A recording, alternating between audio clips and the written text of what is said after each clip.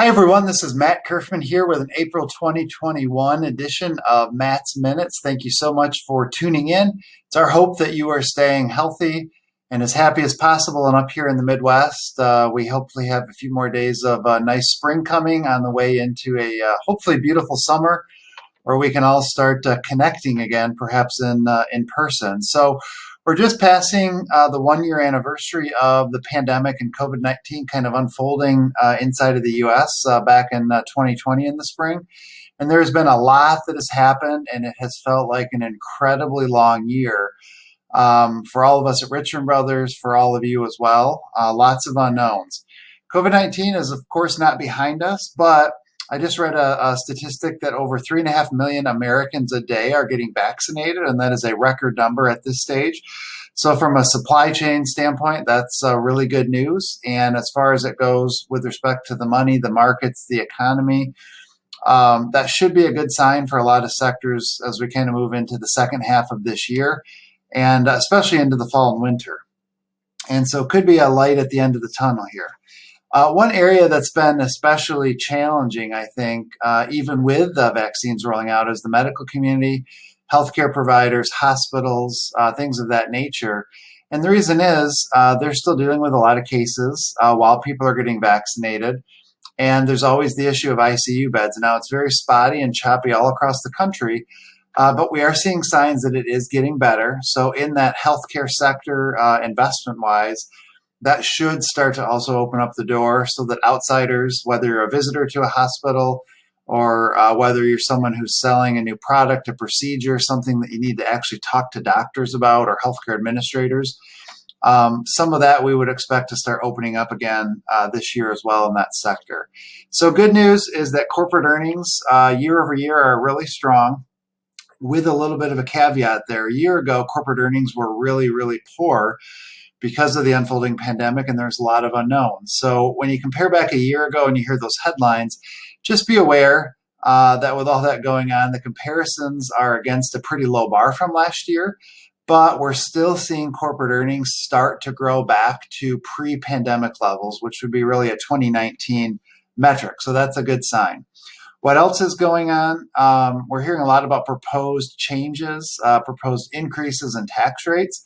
I would remind you that while we do anticipate some changes, at this point, they're all proposals. So it's hard to succinctly lock in and say this is exactly how this is going to impact you.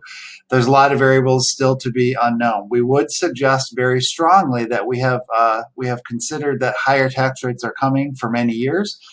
The pandemic has made that probably worse or more magnified with stimulus package spending and some other things, on top of an already high federal deficit. So a lot of the strategies and planning we've spoken to many of you about, we've done webinars on, we've highlighted these topics extensively in the last 2 years, have to do with, we know what the tax rates are now. Are there ways to take advantage of where we're at now and also plan for the future while trying to keep our taxes low?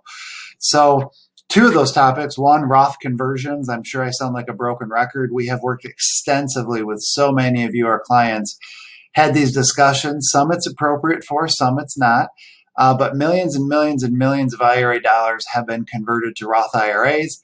Ed Slott is one of our colleagues, and he said it's kind of like ripping off the tax Band-Aid and choosing to pay some now so that that money that's now in the Roth is protected from future tax or possible tax increases. And so that's been a real good strategy of discussion, and a lot of you have acted on.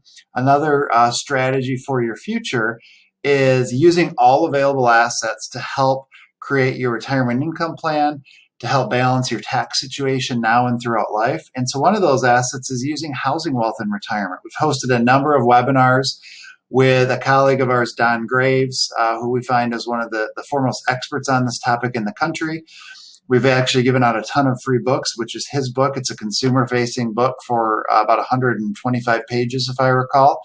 And we continue to have those discussions. In fact, this month, we're going to release a video that I did and collaborated with Don Graves and Ed Slott on for thestreet.com. So look for that, just for continued education. We've gotten a lot of feedback from all of you how much you like the education and the learning, even if it's something that may not be appropriate at the current time or you might not be able to act on right now. having those seeds planted and keeping those minds sharp in retirement. We've gotten some good feedback. Federal Reserve is largely expected to keep interest rates quite low. And so that means money's going to be cheap. And they've indicated that as long as things stay where they are, they don't think they'll start to look at increases well into 2022 or 2023. So that means probably continued low mortgage rates for refinancing, continued low loan rates. The challenge for a lot of your clients is that low interest rates means you can't earn much on your safe money. Your bank accounts, CDs, money markets don't pay very much. So we have to continue to be creative even in your portfolios to find other options. GDP, gross domestic product, is expanding, and that means economic output and activity is increasing. So as far as looking into the future, that's another good sign long term. One hot button item we hear a lot about these last month or two is inflation, with all the spending and all the different sectors that are all over the place. And so inflation, we think, is going to be very choppy and sector dependent this year. But we do also think it's going to be temporary. There seems to be more of a supply chain issue than actually an inflation issue. And one example that gets brought up a lot, so I figured I'd hone in on that, is lumber or wood. So there is a massive issue in the supply chain with respect to if you go try to buy wood at Home Depot, or you're trying to do a deck project, or you're building a house or adding on or expanding and you need wood. The issue is not the lack of wood or lack of timber, it's the lack of sawmill capacity. And so over time, as that capacity ramps up, we do think prices like that will come right back down to a reasonably normal level. So that's what we mean by choppy and temporary, dependent on the sector. So we do not expect in the near term massive or high inflation. And we think that's something that will be on the radar in the coming years. But for now, we think we should be okay there. So generally, in summary, these are pretty good economic signs. Historically, the summertime has not been especially favorable in the markets, so we don't know what our crystal ball suggests. I think in the end, we've always talked about balance and making sure we have an income plan in place if you're retired and need a paycheck, making sure you have downside protection and hopefully some part of your portfolio out there that can ride through the volatility for that long-term growth. And so one piece that I wanted to add, I know the video is running over 7 minutes, but a quick education piece. You keep hearing me talk about Riskalyze. We're going to share a short video separate from my Matt's Minutes, which you should be able to access right when you see this. It's only 1:26 minutes. Kind of what's your risk number and what is it? So Riskalyze, as a refresher, it's a quantitative measure, so a number that we can basically talk the same language with you as clients and investors on to say how much risk tolerance are you willing to accept, how much do you want, how much do you need to achieve your goals and objectives, and then how much does your actual portfolio have. And if all of those are in line, then that means we're pretty well in line with your plan. If those are off, then that's a perfect opportunity for us to have a discussion. And I'll give you an example. Leading into the pandemic, pre-March of 2019 or of 2020, the S&P 500, if you bought an index fund, had a risk score of a 71. And that's on a scale of 1, really conservative, all the way to 99 is really aggressive. As the pandemic unfolded, volatility in the markets expanded greatly. And all of a sudden, a month later, the same S&P 500 index fund was at a risk 78. So I wanted to educate you all on the idea that as you look at all of these things, you can have a tolerance or a target score, and on a daily, weekly, monthly, quarterly basis, your portfolio risk tolerance will ebb and flow a little bit based on underlying market volatility. So one last point on this, if let's say you had a risk score of a 40 that we've identified together, and your portfolio is at a 40 as well, well, in the next 3 months, the portfolio could naturally turn into a 35 or turn into a 50.